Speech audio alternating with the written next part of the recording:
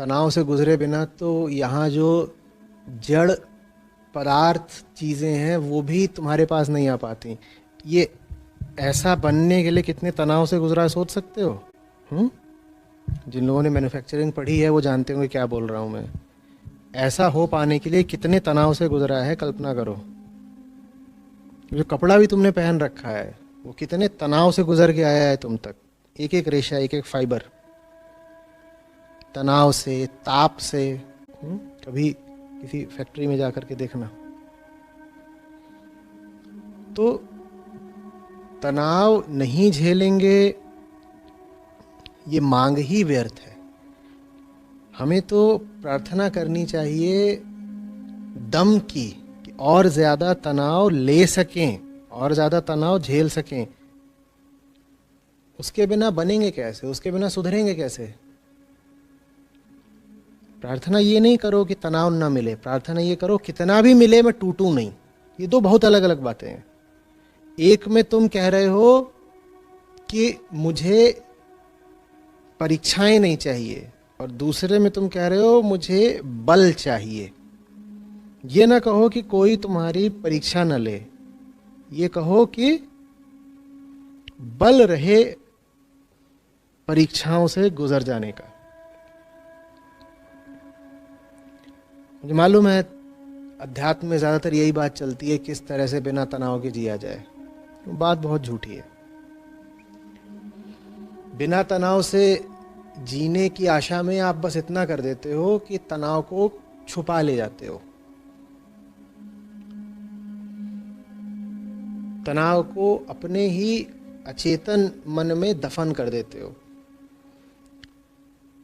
पर वो लाश उठेगी, वो भूत घूमेंगे भीतर ही भीतर। इंसान पैदा हुए हो, और इंसान पैदा होने का दंड है तनाव झेलना। हाँ, तुम इतना ज़रूर कर सकते हो कि सही तनाव झेलो और ज़रा पुरुषार्थ के साथ झेलो। इंसान पैदा होकर भी कोई अगर मांगे कि मुझे साहब ज़िंदगी में ज़रा भी तनाव ना रहे, तो वो फिजूल और अनधिकारी मांग कर रहा है।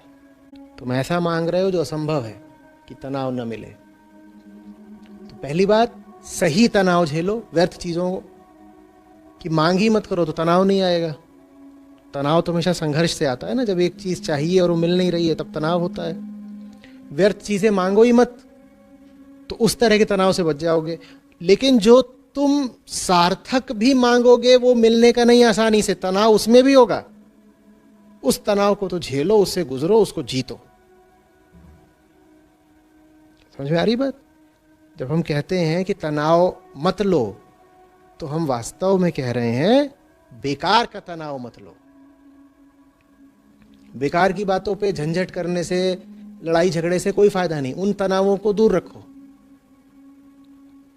लेकिन जिंदगी में सही तनाव का चयन भी करना पड़ता है।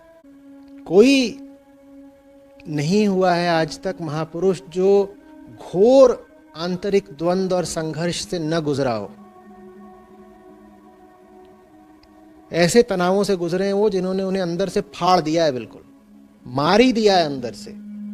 फिर पुनर्जन्म होता है, आंतरिक पुनर्जन्म।